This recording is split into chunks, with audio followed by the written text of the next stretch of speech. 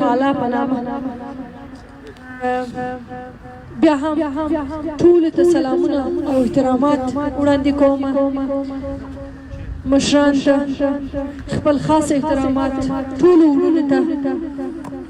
واقعا مخکې مې ټول ملګرو ته وویل دا به ستاسو اولنی مجلس وي چې تاسو په واوره کې ترسره کوئ، چې واوره ورېږي او موږ لرو. نو واقعا ډېر د خوشحالي ځای دی او موږ احساس ته یخ نه کوو چې دا به ډېر یخ وي او زموږ به مبارزه هم د پای ته ورسېږي او یا هم دوام پیدا نه کړي، ځکه چې زموږ مشران چې په دغه لارې کې ځانونه قرباني کړي دي همدغسې او هر څه یې لیدلي دي او مبارزه یې کړې ده او مخته تللې. دا خو لا څه ظلمونه او دومره خبرې پر موږ نشته چې موږ وایو د مبارزې څخه موږ شاته ځو. زه تېره ورځ هم روغتیا مې صحت مې ښه نه و، خو غوښتل تېره ورځ د تلیل موږ ولمانځو خو ونه سو، صحت مې ښه نه و. نن مهال چې په هر رقم کېږي موږ باید د ارمان لوڼې تلین موږ ولمانځو او دغه ورځ موږ ژوندي وساتو هر کال او د کال په جریان کې موږ باید د هغوی هغه مبارزه د هغوی هغه څومره مبارزه چې دوی په هغه خوا کې کوله او د دښمن په مقابل کې درېدله هغه باید موږ یاد وساتو. هغې څخه باید موږ ډېره زده کړه وکړو. ارمان لوڼې چې خپله 3 لورګانې یې درلودله واقعا مخکې د دې چې کار وکړي او کولی شي چې پیدا کړي د دوی کورنۍ ډېر په بد وضعیت کې وو. وروسته کله چې دا خپله وتوانېدل چې هم خیاطي وکړي هم د خیاطي تر څنګ زده کړه وکړي، یعنې ډېر وکولی شو چې نه یوازې خپل کورنۍ ته بلکې څوک چې ماشوم یې لیدله بیرون ورته کالي یې جوړوله، کالي یې ورته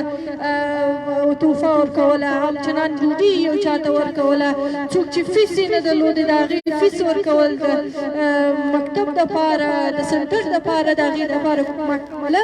حتی داسې وخت هم راتلی چې ارمان به کور کې راتله هغه یوه ډوډۍ چې به وه هغه ډوډۍ به په فامیل کې تقسیموله، خو خپله لوږه ویده کېدله، خو ویله چې کورنۍ او د کور څخه بهر چې کلیوالې دي هغوی خوشحاله اوسي او په ښه ځای کې اوسي. ارمان کله چې ما د هغوی مبارزه تعقیبوله یو انرژي او یو جرات چې ما ته همیشه بخښله هغه دا و چې د هغې دښمن د هغې په غوږ کې و، د هغې څنګ کې و، خو بیا هم هغې د حق ناره یې پورته کوله، هغې همیشه د دښمن په مقابل کې اواز یې اوچت کړله او دښمن یې همیشه په ډېر کې راویستله او ویله چې تاسو مقابل کې څه یاست، همدا یې ویله چې موږ خپل حق غواړو. یعنې واقعا یو ډېر لوی جرات یې ورته راکوله چې دښمن دومره دوی ته نږدې وو او بیا هم دوی دومره لوی جرات کوله چې خپل د حق څخه دومره په لوړ اواز او دومره په وسیع سطح باندې دوی دفاع کوله. هماغه شهادت یې نصیب سو او په حق باندې وسپارل سو، خو د هغوی یادونه او د هغوی مبارزه به هېڅکله هېر نه سي. موږ په وطن کې ډېر مبارزین مو د لاسه ورکړي دي چې د حق په لاره کې خپل ژوند یې د لاسه ورکړي دي، خو د هغوی نوم تر اوسه هم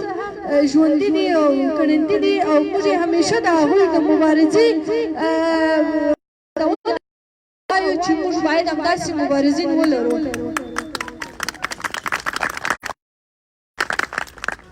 د ارمان په اړه چې ډېرو هر څه ووایي لږ و، هغوی د منظور پښتین په ملاتړ باندې همیشه ورسره وو، همیشه یې ورسره همکاري کوله، په دې مبارزه کې یو ځای ورسره ډېره مرسته وکړله او مرسته یې هم کوله، باوجود چې څو ځلې یې ډېر په سختو وختو کې ډېر په سختو شرایطو کې جلسې نیوله دیدونه کېدل، خو بیا هم د جلسې څخه دوی شاته نه دي تللي، خپلې مبارزې څخه شاته نه دي تللي او مبارزې ته دوام ورکړی دي. بعضې کې بعض زما څخه داسې پوښتنې کېږي چې مثلا ته د هلمند مشکلات یې حل کړی دي چې ته راغلی مثلا د کابل یا د ټولو پښتنو خبرې کوي او بیا دا په خاصه توګه هغه کسان ما په خارج کې ژوند کوي هغه کسان ماته دا خبره وایي او بیا ما ورته ویلي دي چې زه د ټولو پښتنو چې دردونو غم زه غواړم چې نو زه یوازې د هلمند د خلکو غم نشم خوړلی او یا اوس زما هغه وخت دی چې اوس ډېری وکیلانو د هېواد څخه بهر په تفریح باندې تللي دي زما دا رخصتي دی چې زه د خپل رخصتي اوس هغه چې تفریح ته نه یم تللی زه خپل دغه وخت د رخصتي پر خپل په مبارزې او د پښتنو پر حقوقو باندې زه د لرو پر افغان بشري او اجتماعي حقوق وساتل شي زه پر دې باندې غواړم چې مبارزه وکړم زه غواړم چې خپل ملي ګټې په داخل کې او په بهر کې زه دا وساتم یوازې په داخل کې نه چې زما ملي ګټې په بیرون کې هم زه غواړم چې دا وساتم ځکه چې منظور پښتون زما دپاره بندي شوی دی هغه څنګه همدا اوس منظور همدغه اواز چې دهشتګرد دي زما په کلي کې نه روزل زما په پښتنو سیمې کې نه روزل کېږي او نه هم پښتنو ته دې واستول شي تاسو وګورئ څه چې دهشتګرد دي څه چې ترهګر دي هغه ټوله په وزیرستان کوټې او دا ځایو کې دي چې د پښتنو سیمې دي ځکه چې موږ ته مرز لري هغه همدا ویله چې منظور پښتون همدغه اواز او همدغه مبارزه و چې ترهګر دي زما په سیمې کې نه روزل کېږي او نړۍ ته دې نه استول کېږي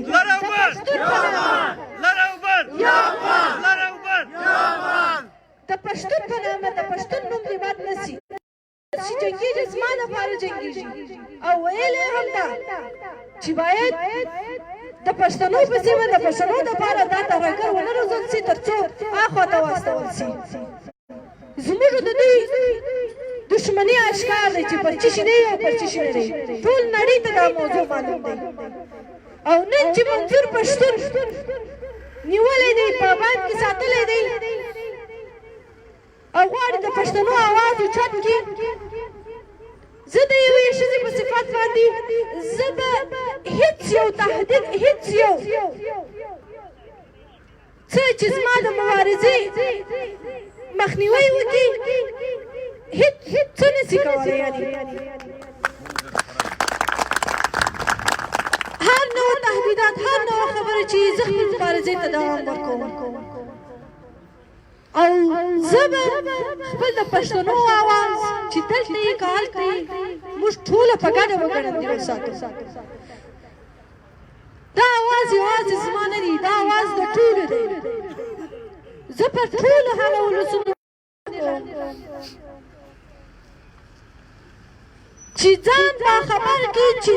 څه حالات روان دی بیا قضاوت وکړي یو افسر خلاص کړي چې منظور پښتون د چیش دپاره اوس قید کې دی د چیش دپاره بندي دی هغه همدغه زموږ د لر او بر افغانان دپاره دی د هېڅ څه دپاره نه دی هغې نه نه هم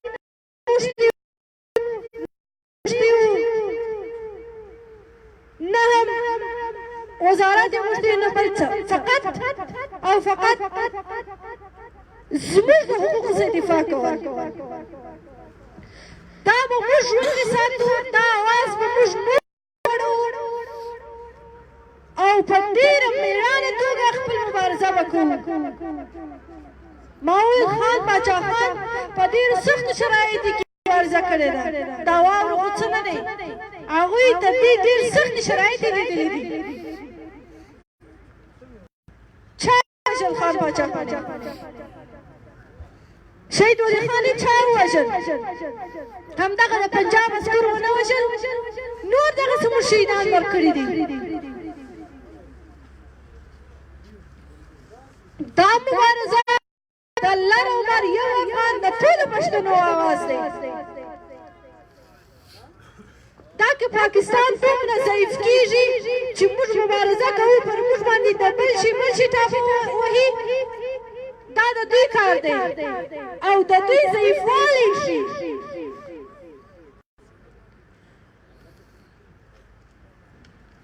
راشي غواړي چې پر موږ بله ټاپه ووایي هغه ځکه چې وایي پښتانه دي دا موږ نړۍ ته ثابته کړې دا ثابته کړو پاکستان ته چې پښتانه راویښ دي نه پرېږدي چې تاسو منظور پښتین چې د پښتنو غمخور او مشر دی تاسو هغه په بند کې وساتي هر حالت کې موږ خپل مبارزې ته دوام ورکوو او دوام به هم ورکړو زموږ مبارزه پر همدې ځای باندې نه ختمېږي هوا ډېره سړه ده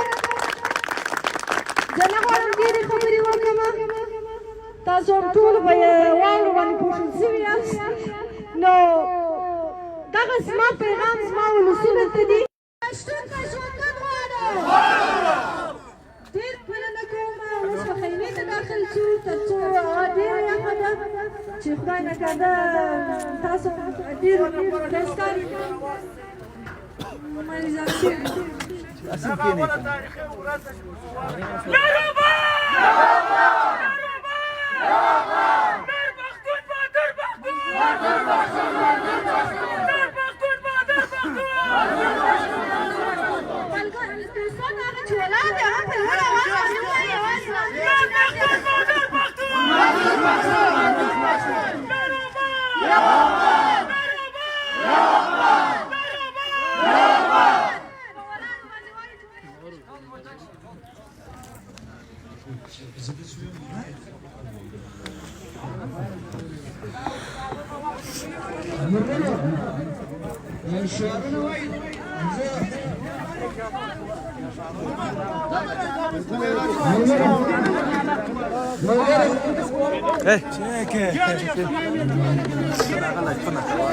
چوکیره طرف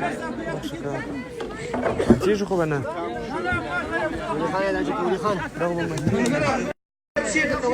دا خپله د ارمان اورون یو شعر همدغه وړاندې کوم همدې منافق دی همدې سبدي شي لیکه تار کې لیکه تار کې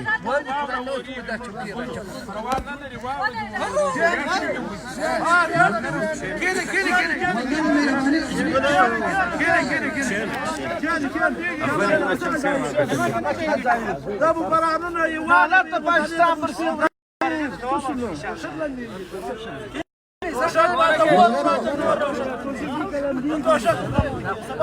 نه توشک موشک بدل ارمان منظور تاریخ دا جوړ کړی د موږ تاسو یې ساتو دا وار به تاثیر نه کوي ورونه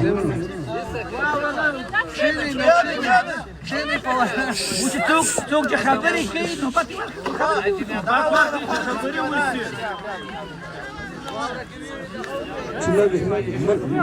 ملګرو موږ د زموږ تاسو مبارزه به دوام لري په واوره باران هند په کاڼې وریږي موږ تاسو به یو زموږ تاسو نن محفل مخصوصا ارمان صاحب وروني ته ځانګړې ده او زه غواړم د ده کلام تاسو ته ورلو د ده هغه ټول ژوند په دې یو شعر کې وړاندې کړم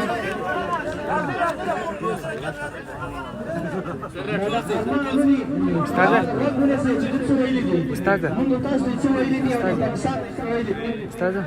خليك شنو نه یې وینې که په کس کوې شیطانه منافقه شیطانه منافقه زه مړ کېږم ته چوپ پاتې یې مسلمانه منافقه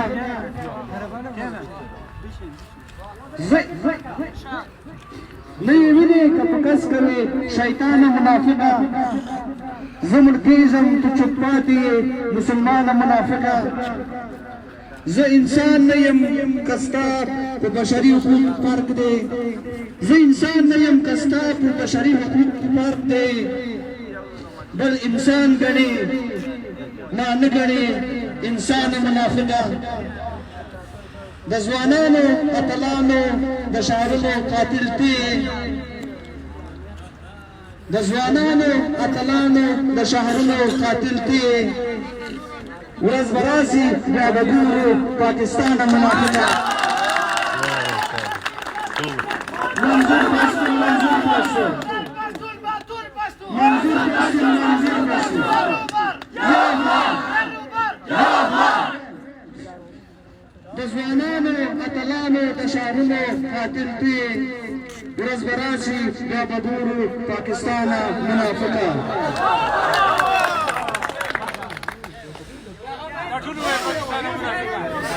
ورځ به راشي بیا به ګور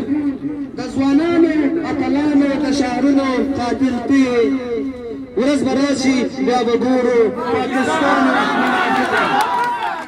دا د ارمانونو شعر ده شعر هم د خپل لیکلی موږ خو ټول ستا د کانګرس سره ملګري وو په ډاګه د دوی تر ازادي مخکې یایي موږ خو ټول ستا کانګرس سره ملګري وو په ډاګه بیا دې چا ته حواله کړو هندوستانه منافقه ستا چې خوښه وه دا دود وساتو باوري به دې کوله یا وریږي یا بدل سولې ارمانه منافقه دا د ارمان صاحب هغه کلام و هغه مبارزه و هغه فکر و چې د وختل عملي کړي مخکې ملګرو وویل چې ارمان صاحب پروفیسر و ارمان صاحب پروفیسر ته ځان ورسوو د ده اصلي خیاطي حیاتي کوله یعنې زما هدف دا ده چې مبارزه غني غریب نه غواړي احساس غواړي ارمان به حیاتي نه راشروع کړی و مبارزه وکیله صاحب له وکالته را شروع کړې ده او زموږ تاسې اکثره ځوانان ملګري دا بهانه کوي وایي ما ته به خدای قدرت راکړي بیا به مبارزه کوو ما ته د خدای چوکۍ